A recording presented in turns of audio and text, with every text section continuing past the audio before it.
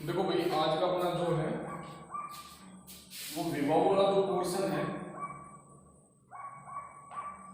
उसके न्यूमेरिकल है, वो मैं बता देता हूँ आपको। आवेश दे रखे हैं, एग्जाम्पल नंबर 2.1 की बात कर रहा हूँ मैं। इसमें देखो, आवेश 4 गुणा 10⁻⁷ कूलाम के कारण इससे 9 सेंटीमीटर दूरी पर स्थित किसी बिंदु P पर विभव ज्ञात करवाया है। तो आपको आवेश दे रखे हैं Q और वो दे रखे हैं 4 × 10⁻⁷ कूलाम के कारण 9 सेंटीमीटर दूरी पर। तो स्मॉल r बराबर दे रखे हैं 9 सेंटीमीटर दूरी पर स्थित किसी बिंदु पर विद्युत विभव पूछा है। तो देखो क्या हुआ कि हमारे पास ये कोई बिंदुगत आवेश है कैपिटल Q, इससे स्मॉल r दूरी पर कोई बिंदु P, ठीक है, जिस पर क्या करना है, विद्युत विभव का मान ज्ञात करना है। तो देखो अपने पास फॉर्मूला है V = KQ upon small r, ये आएगा 9 × 10⁹ K का मान, Q का मान आपके पास है 4 × 10⁻⁷ अपॉन 9 सेंटीमीटर, इसको मीटर में बदल लो तो 10⁻² मीटर, ठीक है। तो ये आ गया 9 × 10⁻² मीटर। 9 से 9 कैंसिल हो गया, 10⁻² को ऊपर लेके जाओ तो V = कितना आ जाएगा, देखो 4, यहाँ से 10⁻² को ले जाओगे तो प्लस में 2, 11 में से जाएगा 7, तो 10⁻+4, ठीक है। ये अपने पास क्या आ गया, V आ गया, ठीक है, विभव। और ये किस में आएगा, वोल्ट में, ठीक है, किस में आएगा, वोल्ट में। आगे देखो, आगे आपने से पूछा है बी पार्ट।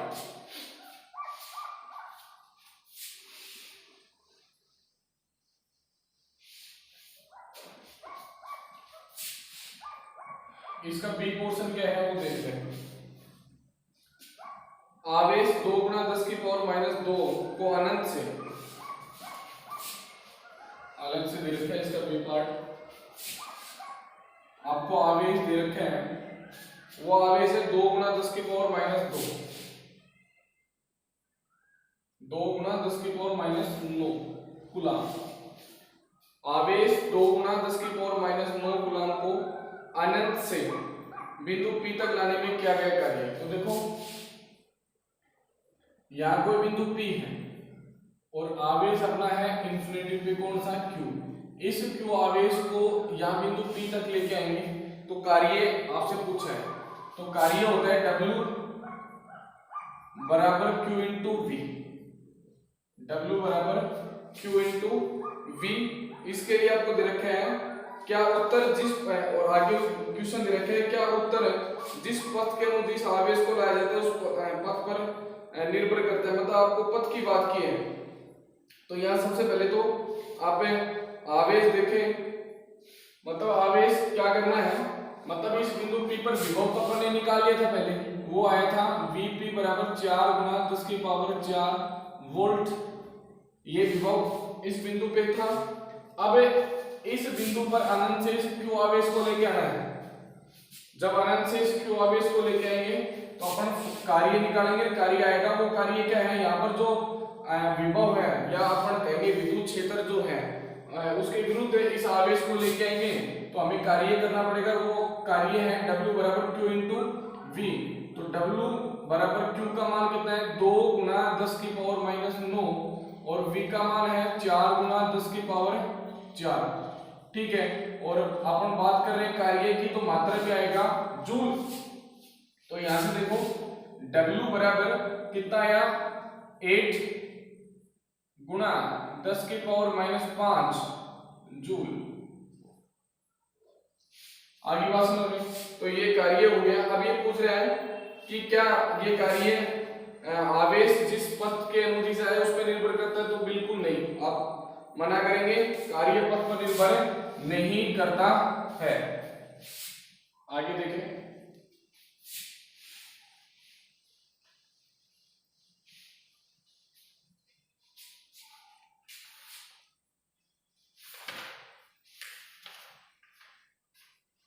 सेकंड क्वेश्चन क्या है,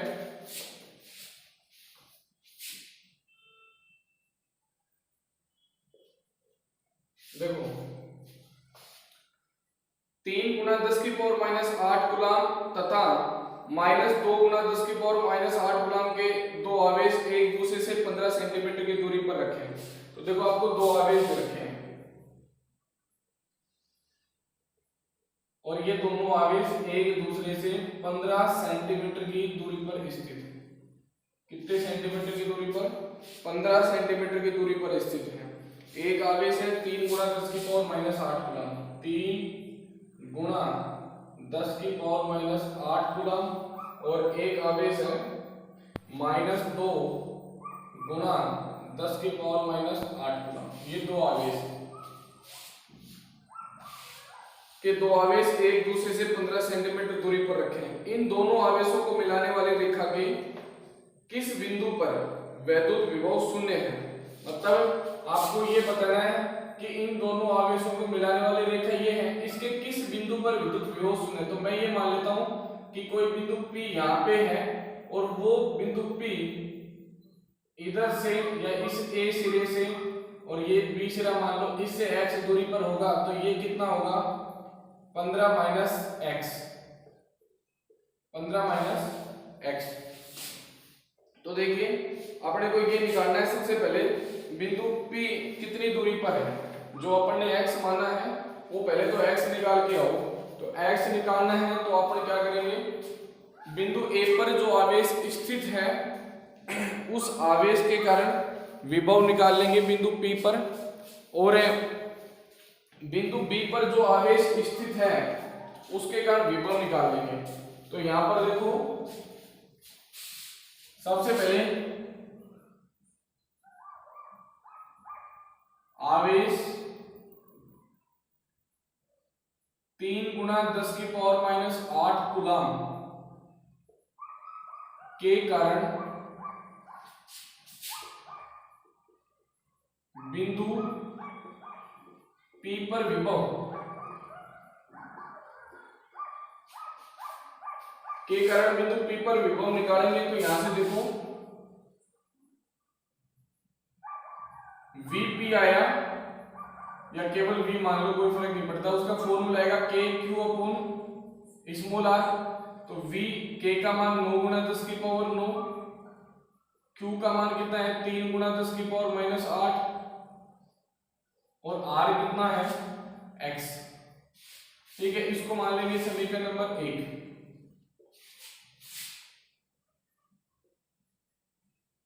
आवेश माइनस 2 गुना 10 की पावर माइनस 8 कूलम के कारण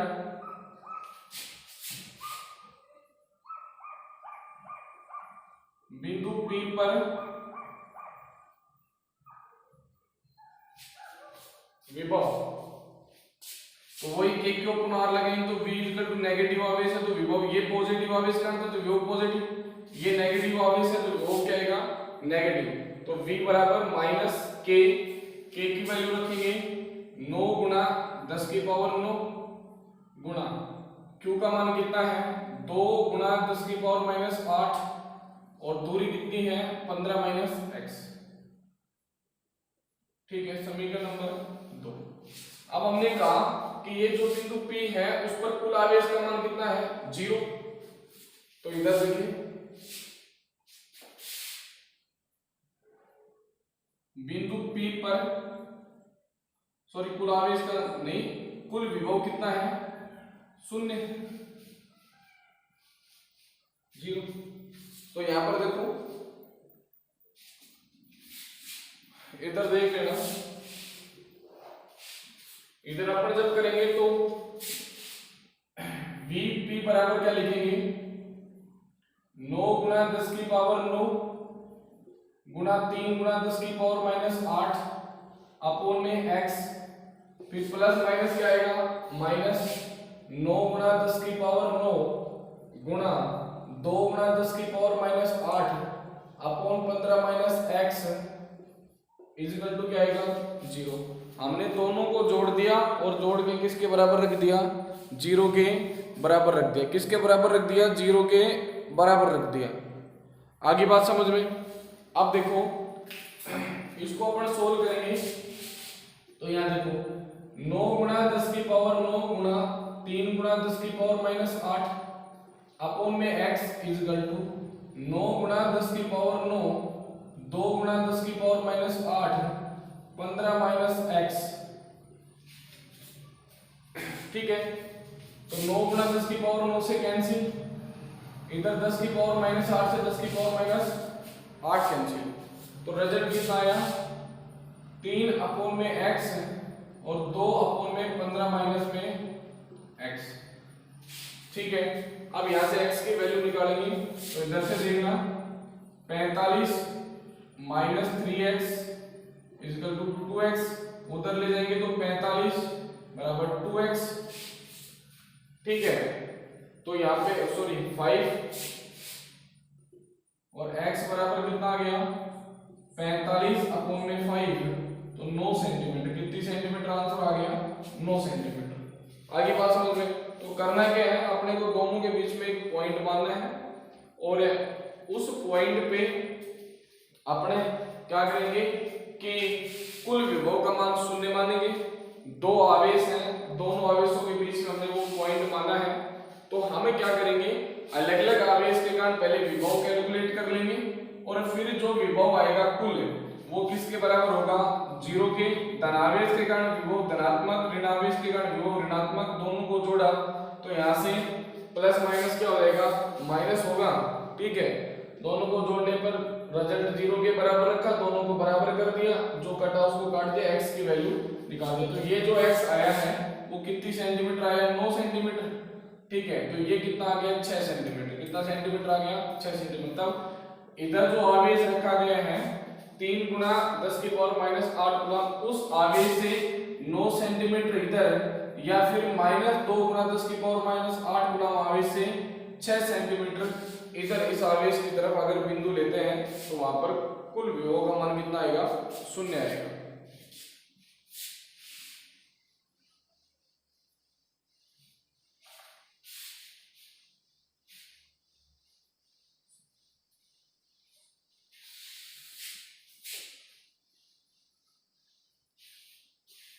देखा गया।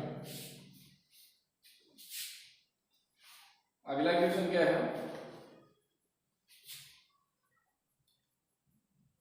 ये स्पर्श रेखा का है, थ्योरेटिकल क्वेश्चन है, इसको कर लेना, हो जाएगा। आगे देखो, अगला क्वेश्चन है क्वेश्चन नंबर 2.4। तो देखो 2.4 में क्या है? चित्र में दर्शाए अनुसार 4 आवेश भुजा डी वाले किसी वर्ग ए बी सी डी के शीर्षों पर व्यवस्थित हैं। तो डायग्राम में आपको दे रखे हैं एक वर्ग का, और इस वर्ग के कोणों पे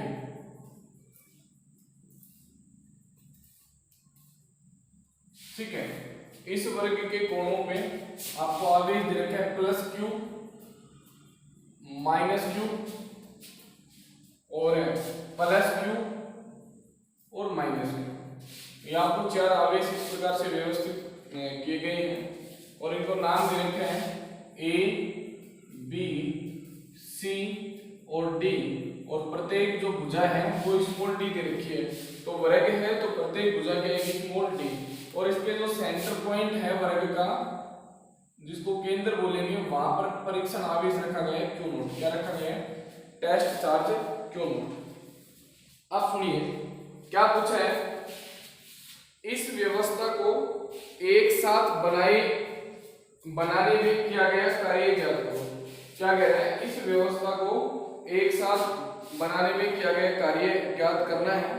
और दूसरा पूछा है, कोई आवेश Q नोट वर्ग के केंद्र E पर लाया जाता है तो चारों आवेश अपने दृढ़ शीर्षों पर दृढ़ रहते हैं। ऐसा करने में कितना अतिरिक्त कार्य करना पड़ेगा? तो सबसे पहले तो आप देखो, आपको केवल क्या करना है, इस सेंटर पॉइंट वाले को हटा दो, उसके अलावा बात करनी है। देखो यहाँ पे इसको एक बार हटा दो। पहले तो फर्स्ट जो क्वेश्चन है वो केवल यही है कि ये चारों जो आवेश हैं इस वर्ग के चारों कॉर्नर पर, इनको यहाँ व्यवस्थित करने के लिए कितना कार्य करना पड़ता है, पहले तो वो हमसे पूछे हैं। तो देखो आप क्या करेंगे, सबसे पहले बिंदु ए पर आवेश प्लस क्यू लेकर आने में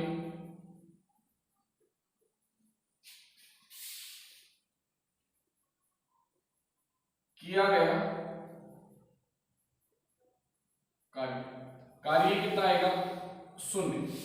कारण शून्य, शून्य क्यों आएगा, क्योंकि जब ये आवेश इस बिंदु ए पर लेके आएंगे उस दौरान यहाँ पर कोई भी आवेश पहले से उपस्थित नहीं है, केवल ये आवेश है जो लेके आ रहे हैं, ये सब आवेश इसके बाद लेके आएंगे। ठीक है, तो स्टार्टिंग में जब बिंदु ए पर आवेश लेके आएंगे तो वहां पहले से कोई भी कार्य, वो कोई भी आवेश उपस्थित नहीं आता, कोई भी क्षेत्र उपस्थित नहीं है, तो वहां पर कोई भी कार्य हमें नहीं करना पड़ेगा उस आवेश को लेके आने में। आपको टॉपिक पढ़ाया था कि बाह्य विद्युत क्षेत्र की उपस्थिति में जब किसी एकल आवेश को लेके आते हैं तो कार्य, और बाह्य विद्युत क्षेत्र की अनुपस्थिति में जब किसी एकल आवेश को लेके आते हैं।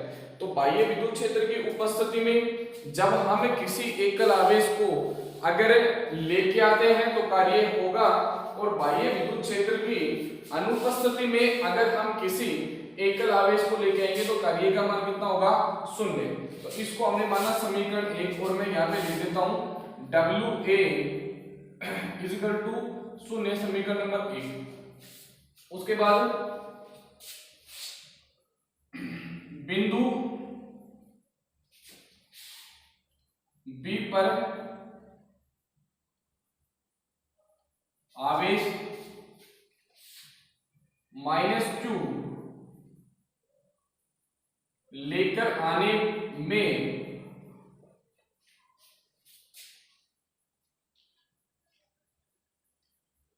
किया गया कार्य WP, ये हमें निकालना है। तो जब अपन WB की बात करेंगे तो क्या आएगा, वो सुन ले। देखो जब हम इसको लेके आएंगे ये तो सब बात की बातें हैं, हम पॉइंट टू पॉइंट बात करें, पहले ए पे बात करेंगे, फिर बी पे बात करेंगे, फिर सी पे, फिर डी पे। तो हमने ए पे बात की तो हम फर्स्ट स्टार्टिंग ए पे लेके आए थे आवेश, उस दौरान पहले से वहां पर कोई आवेश उपस्थित नहीं था, इसलिए किया गया कार्य कितना आएगा, शून्य। लेकिन जब आवेश बी को अपन लेके आएंगे इस व्यवस्था के अंतर्गत तो पहले से वहां पर आवेश कौन उपस्थित है, आवेश क्यू। कौन उपस्थित है, आवेश क्यू। अर्थात इस आवेश के कारण यहाँ विद्युत क्षेत्र उत्पन्न होगा। तो ये विद्युत क्षेत्र जो है वो बिंदु बी पर जो ऋणात्मक आवेश आप लेके आएंगे उसका क्या करेगा, विरोध करेगा। तो उस विरोध के विपक्ष में जब वहां पर कार्य जो होगा वो क्या आएगा, वो होगा स्थितिज ऊर्जा के बराबर। तो यहाँ पे आएगा K plus Q minus Q, और दोनों के बीच की दूरी कितनी है, D, समीकरण नंबर 2। बात समझ में आ गई क्या? जो कार्य हुआ वो K plus Q minus Q upon में D। ठीक है, इसका अगर और सॉल्यूशन करना चाहते हो तो लिख देना यहाँ पे is equal to minus Q square upon में D, समीकरण नंबर 2। ठीक है, अब देखो तीसरा, अब अपन क्या करेंगे, बिंदु C के ऊपर आवेश लेके आएंगे। तो देखो बिंदु C पर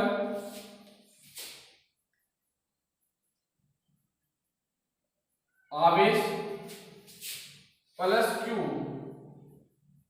लेकर आने में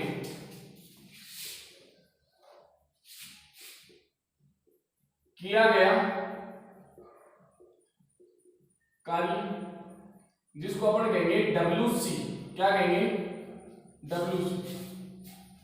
मतलब बिंदु C पर जब आवेश लेके आएंगे तो वहां पर ऑलरेडी पहले से दो आवेश उपस्थित है, एक तो ये आवेश है B, तो एक तो स्थितिज ऊर्जा ये होगी इन दोनों के बीच, भाई किया गया जो कार्य वो स्थितिज ऊर्जा के बराबर होगा, और एक इन दोनों के बीच में तो दूरी ये आएगी, बात समझ में आ गई क्या?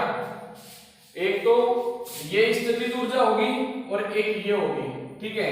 मतलब एक तो ये कार्य होगा और एक ये, एक तो इसके कारण विद्युत क्षेत्र उत्पन्न हो रहा है उसका विरोध होगा, ठीक है, तो उसमें कार्य होगा, और एक इसके कारण जो विद्युत क्षेत्र उत्पन्न हो रहा है उसका विरोध होगा, तो उसके द्वारा उसमें उसके विरुद्ध कार्य होगा। तो यहाँ पर देखो WC जो आएगा इसमें तो simple K minus Q plus Q upon D, ठीक है। अब ये दूरी निकालनी है हमें, कौन सी दूरी? देखो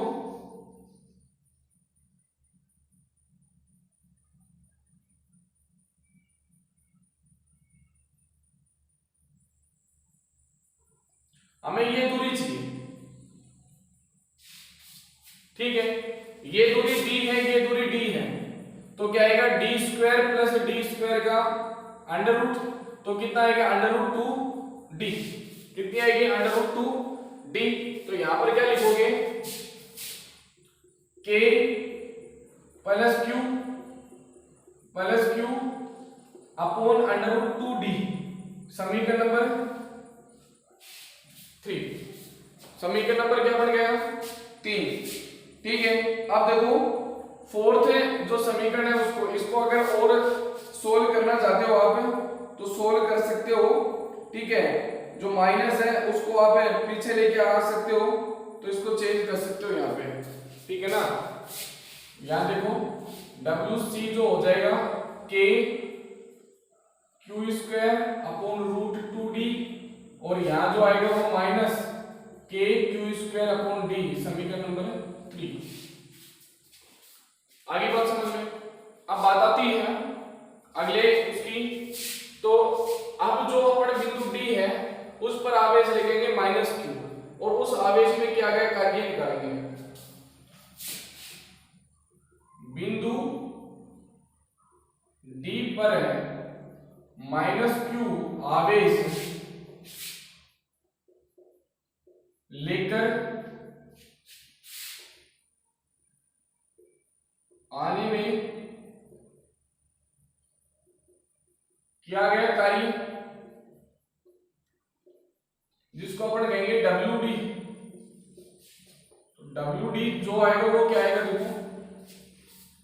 देखो WD जो आएगा वो याद रखो, ये आवेश जब लेके आएंगे तो पहले से ये आवेश उपस्थित है ए बिंदु पे, एक बिंदु पे बात करेंगे अन्यथा कंफ्यूज हो जाओगे।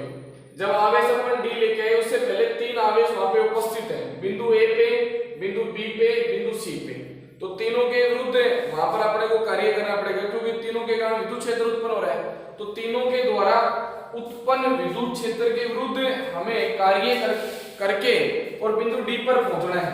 तो देखो अपने यहाँ पर एक के कारण करेंगे, तो ये स्थिति दूर जाएगी, बीच की दूरी D है, तो क्या लिखेंगे K plus Q minus Q upon में small D, K Q minus Q upon में स्मॉल D, फिर प्लस, उसके बाद ये आवेश लेके आ रहे हैं तो इसके कारण, ठीक है, तो K minus Q plus Q upon D, तो K plus Q minus Q upon में D, इन दोनों के कारण, इन दोनों के कारण। और अब ये जो होगा वो ये होगा, ठीक है। तो इसके कारण अपने कार्य निकाल लिया, इसके कारण अपने कार्य निकाल लिया, अब जो कार्य आएगा वो ये आएगा, तो ये क्या होगा K माइनस Q अपॉन में क्या आएगा अंडर रूट 2D, आगे बात समझ में, तो अंडर रूट 2D, ये आगे समीकरण नंबर 4। इसको और सोल्व करना चाहते हो तो कर सकते हो, यहां से WD बराबर क्या आएगा K, इधर भी माइनस आएगा इधर भी माइनस, तो ये दोनों सेम स्टेप है ना, तो 2 कर देता हूं, 2K Q square upon D, और साथ में minus minus minus plus K Q square root 2D, समीकरण नंबर 4। मेरी बात समझ में आ गई होगी। मतलब हम एक एक आवेश की बात करेंगे, सबसे पहले बिंदु A पर आवेश लेके आएंगे, फिर बी पर लेके आएंगे, फिर सी पे लेके आएंगे और फिर डी पर लेके आएंगे। तो यहां पर देखो अब हम कुल कार्य निकालना चाह रहे हैं, तो कुल कार्य जोड़ देंगे। कुल कार्य के लिए सभी समीकरणों का योग कर देंगे, तो W बराबर क्या आएगा, देखो इधर तो 0, ये minus K Q square upon D, समीकरण नंबर 2। समीकरण 3 से क्या आया, plus K Q square under root 2d, और समीकरण 4 क्या आया, माइनस 2 के क्यू स्क्वायर अपॉन डी और plus K Q square root 2d। ये अपना आ गया। जो कट रहा है उसको काट दो, नहीं कट रहा तो सॉल्व कर लो। देखो ये minus K Q square upon D है, ये माइनस 2 के क्यू स्क्वायर अपॉन डी है, तो 3 हो गया ना, माइनस 1 माइनस 2 माइनस 3, तो W बराबर कितना हो गया, माइनस 3 के क्यू स्क्वायर अपॉन डी। उसके बाद एक ये है और एक ये है, तो 2 कर दूं, 2 के Q square upon root 2d, भाग लगाओगे तो रूट 2 ही तो बचेगा ना यहाँ पे, तो ये अपना आंसर हो गया कार्य का। आगे देखो,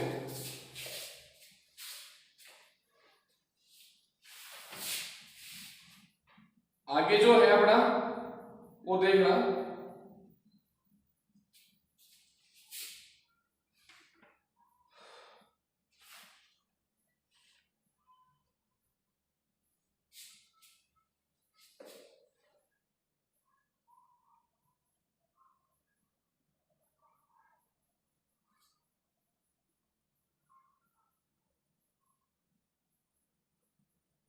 इधर देखो आगे, इसमें अगला जो क्वेश्चन अपने से पूछा है वो क्या है, वो देखो।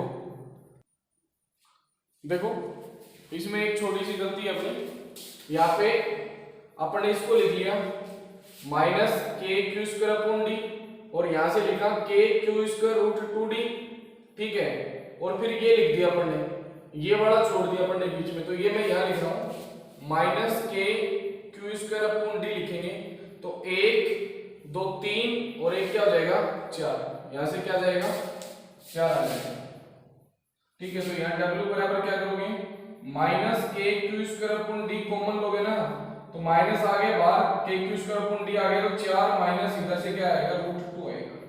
अगली बात सुनो, ये आंसर हो जाएगा, वो ये मिस्टेक कर दी थी अपन ने, ये नीचे उतारा नहीं, ठीक है, जब अपन ने टोटल ऐड किया तो उसमें वो स्टेप छोड़ दी। आगे बात समझ में, अब आगे देखो,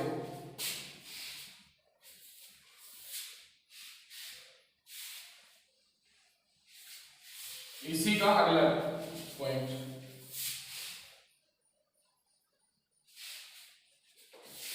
देखो आगे क्या कह रहे हो, आगे अपने पूछा है उसने कि कोई आवेश Q नोट वर्ग के केंद्र E पर लाया जाता है। जब आवेश Q नोट को लाते हैं तो हमें कार्य करना पड़ेगा, ठीक है, और वो जो कार्य होगा वो क्या होगा, तो देखो जब आवेश Q नोट को लेके आएंगे तो कार्य क्या करना पड़ेगा,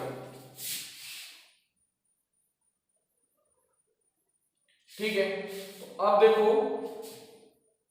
ये पहले से यहाँ पे उपस्थित है चारों आवेश इस वर्ग के चारों कोनों पे, और अब हम इस वर्ग के केंद्र पर एक आवेश Q नोट लेके आएंगे, तो हमें क्या कार्य करना पड़ेगा, जब आवेश Q नोट लेके आएंगे तो इसके द्वारा यहाँ पे कार्य होगा ये वाला, इसके और इसके बीच में, ठीक है, इसके विद्युत क्षेत्र के विरुद्ध कार्य करना पड़ेगा, तो वो आया, मैं ये लिख देता हूं E, तो आएगा WAE फर्स्ट।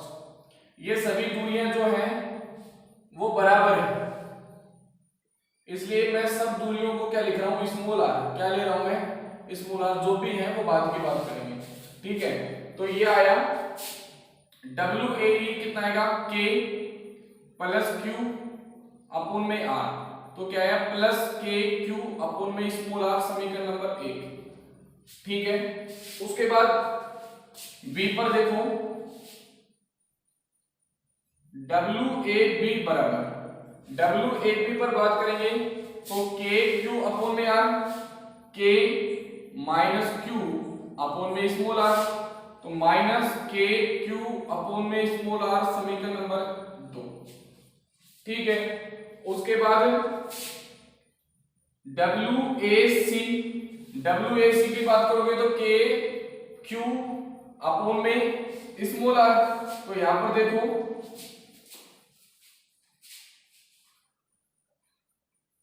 ये इसमें ये क्यू नोट हो रहेगा, ठीक है ना, के क्यू नोट, यहाँ पे क्यू नोट आएगा सभी में, क्योंकि W बराबर क्या होता है Q इंटू वी, तो क्षेत्र तो इसके कारण हो गया ऑलरेडी, ठीक है, विभव यहाँ पे, और क्यू नोट से मल्टीप्लाई कर देंगे, तो यहाँ पे आया WAC में K plus Q naught upon में स्मॉल आर, ठीक है, तो मैं इधर लिख देता हूँ plus K Q naught upon में स्मॉल आर समीकरण number 3।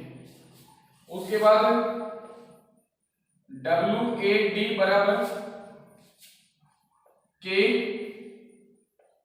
Minus Q naught small r, तो क्या आया result, minus K Q naught small r समीकरण नंबर 4। आवेश क्यू नोट को इस वर्ग के केंद्र पे रखने पर ये सब कार्य होंगे।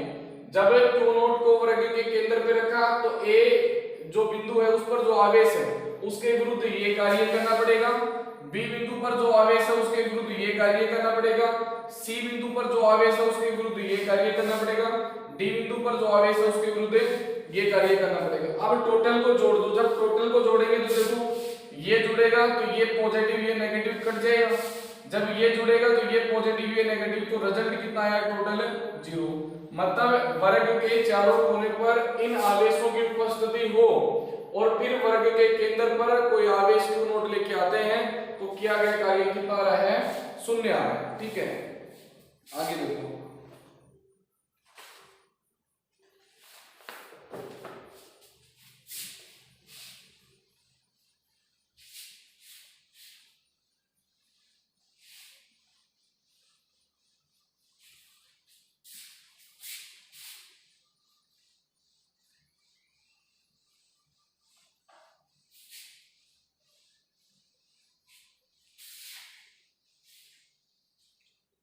आगे देखो,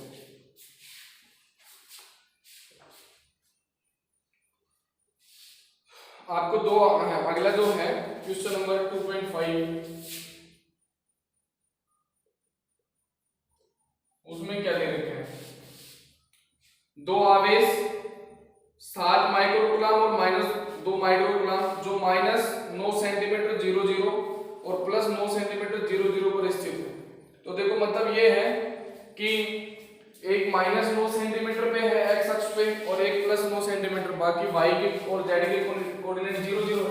तो अगर मूल बिंदु इधर है तो +9 सेंटीमीटर ये हो गया,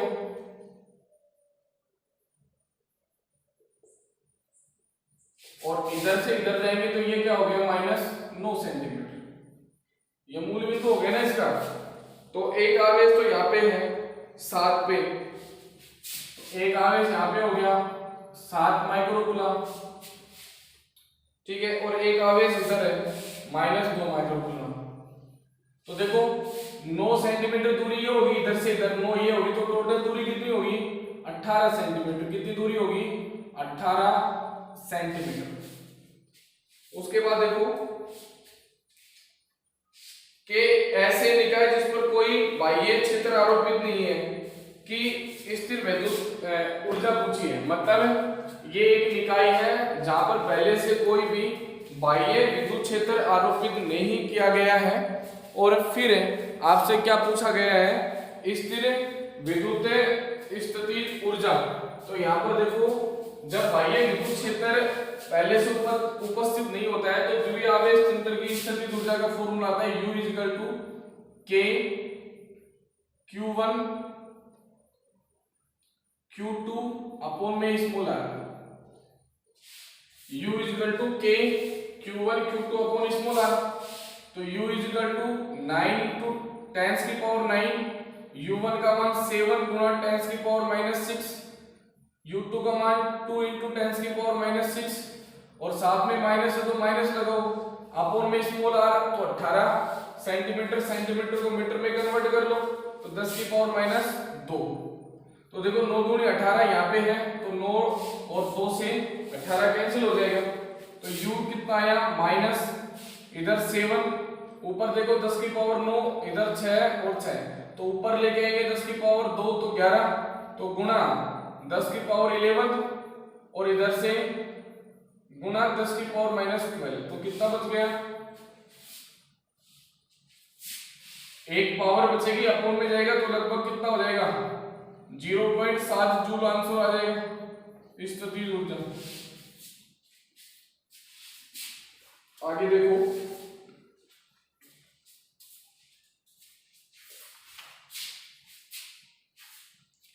अब आगे आपसे कहा गया है कि दोनों आवेशों को एक दूसरे से अनंत दूरी तक पृथक करने के लिए कितना कार्य करना पड़ेगा।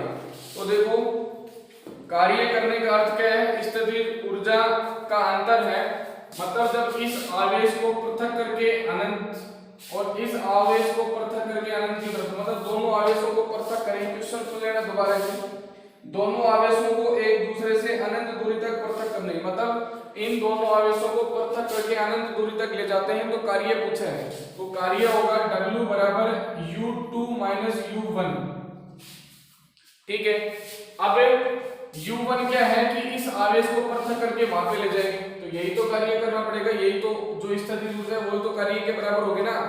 जब इनको इतना कार्य करने के विरुद्ध में ये स्थितिज ऊर्जा मिली थी अपने को, तो यही तो स्थितिज ऊर्जा है इसकी प्रारंभिक, तो यहाँ पे माइनस 0.7। अब बात आती है जब ये आवेश यहाँ पे हट जाएगा तो बाह्य विद्युत क्षेत्र की तो उपस्थिति है ही नहीं पहले से, तो आवेश केवल सिंगल बचेगा और सिंगल के कारण कोई स्थितिज ऊर्जा आएगी नहीं, तो रिजल्ट क्या आएगा 0। तो कार्य कितना करना पड़ेगा प्लस 0.7 जूल, कितना करना पड़ेगा प्लस 0.7 जूल, ये आपको काम करना पड़ेगा। आगे देखें, अब आपको क्या दे रखा है, इसी में थर्ड इसका पॉइंट है, दो आवेशों की पारस्परिक अन्योन्य ऊर्जा अपरिवर्तित रहती है।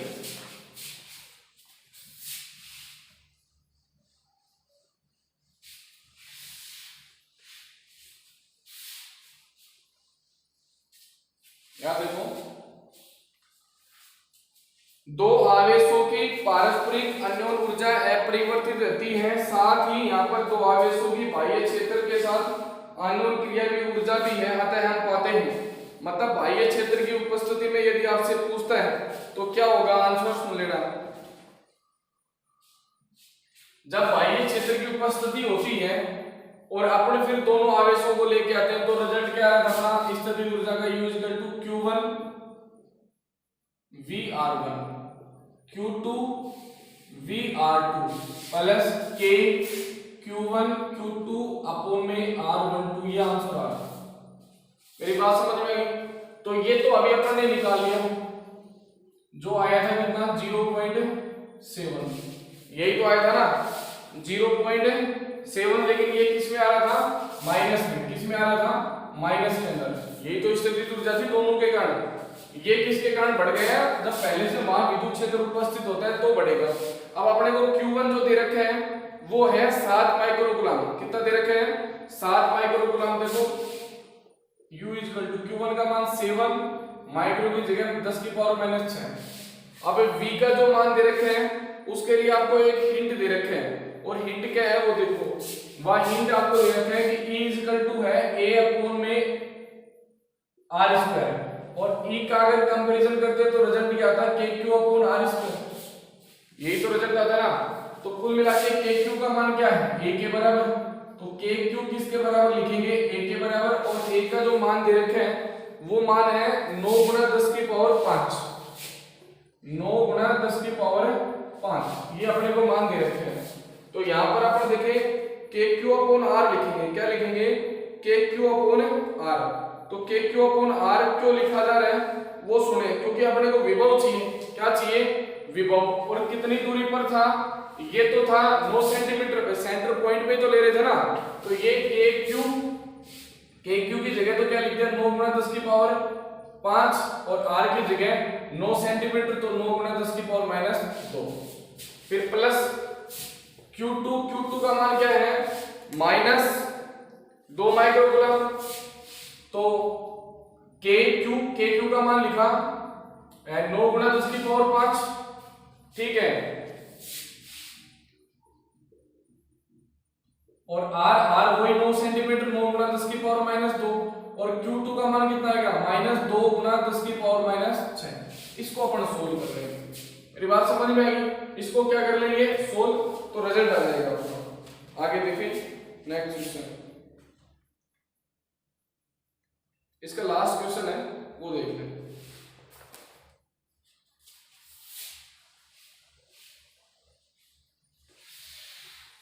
एग्जाम्पल कंप्लीट करा दिए, पीछे के बैक साइड के क्वेश्चन कर लेना आप लोग।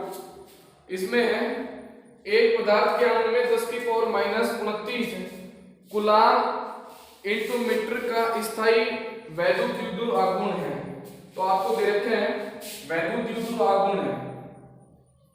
क्वेश्चन नंबर है ये आपका 2.6 की बात कर रहा हूं, और इसमें कैपिटल P दे रखे आपको 10 की power minus 29 coulomb into metre, ये आपको दे रखा है का स्थायी वैद्युत द्विध्रुव आघूर्ण है। 10 की पावर 6 वोल्ट प्रति मीटर परमाणु के स्थायी शक्तिशाली वैद्युत क्षेत्र है। तो आपको वैद्युत क्षेत्र को लगाकर आपसे क्या पूछा है, एक पदार्थ के मोल को ध्रुवित किया जाता है, मतलब इतना विद्युत क्षेत्र लगा के और एक पदार्थ के मोल को ध्रुवित किया जाता है। तो E का मान क्या देगी आपको 10 की पावर 6 वोल्ट प्रति मीटर। अब ये कह रहा है एक मोल को क्या किया जाता है ध्रुवित किया जाता है। आगे बात समझ में, तो एक मोल में अणुओं की संख्या कितनी होती है, एक मोल में अणुओं की संख्या वो होती है 6.023 गुना 10 की पावर 23, इतने अणु होते हैं। अब इन सभी अणुओं का कुल द्विध्रुव आघूर्ण 6.023 गुना 10 की पावर 23 अणुओं का कुल द्विध्रुव आघूर्ण निकाल लेंगे हम। कुल द्विध्रुव आघूर्ण निकाला कैपिटल P, तो वो क्या है कुल द्विध्रुव आघूर्ण जो निकालेंगे वो इसको इससे गुणा कर दो 10 की पावर, एक अणु का दे रखे हैं तो इतने अणु को निकालेंगे 10 की पावर 23 गुणा 10 की पावर माइनस 29। आगे बात समझ में, तो ये आ गया। अब इसको 6.023 को लगभग 6 के बराबर मान लिया, यहाँ पे किसके बराबर मान लेंगे 6 के, तो 6 ये और 10 की पावर माइनस 6। आगे बात समझ में, कूलाम इनटू मीटर। अब आगे देखो क्या पूछे आपसे पूछे है अचानक क्षेत्र को 60 डिग्री के कोण से बदल दिया जाता है, तो क्षेत्र की नई दिशा में द्विध्रुवों को पंक्तिबद्ध करने में उन्मुक्त उष्मा ऊर्जा का आकलन कीजिए। सुविधा के लिए नमूने का ध्रुवण 100% माना जाता है। तो आपसे पहले देखो स्थितिज ऊर्जा पूछी है, तो इसकी इनिशियल स्थितिज ऊर्जा आएगी माइनस PE कोस 0 डिग्री, माइनस P का मान कितना है 6 गुणा 10 की पावर माइनस 6, E का मान कितना है 10 की पावर 6 और कोस 0 का मान 1, तो रिजल्ट कितना है माइनस 6 जूल। कितना आ गया माइनस 6 जूल। उसके बाद 60 डिग्री के एंगल पे ध्रुवित किया जाता है, तो फाइनल माइनस PE कोस 60, तो रिजल्ट कितना आएगा माइनस P का मान कितना है 6 गुणा 10 की पावर माइनस 6, E का मान कितना है 10 की पावर 6 और कोस 60 का मान कितना होगा, कोस 60 का मान sin 30 के बराबर होता है, तो कितना आएगा,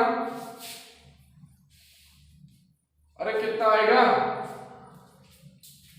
1/2, तो ये कैंसिल, तो यहां से कितना है -3 जूल। कितना आ जाएगा -3 जूल। अब हमसे पूछा है इस स्थितिज ऊर्जा में डिफरेंस अगर निकालेंगे तो अपन क्या निकालेंगे, डेल्टा U बराबर UF माइनस UI, तो UF का मान कितना है भैया -3 और -6, तो कितना आया +6 -3, तो कितना आया 3 जूल। कितना आ जाएगा आंसर 3 जूल। ठीक है, तो इसी के साथ आपका ये जो पोर्शन था विभव वाला, उस पोर्शन की थ्योरी कंप्लीट है और न्यूमेरिकल कंप्लीट करा दिए। अब कल से अपना जो पोर्शन चलेगा वो चलेगा धारिता का।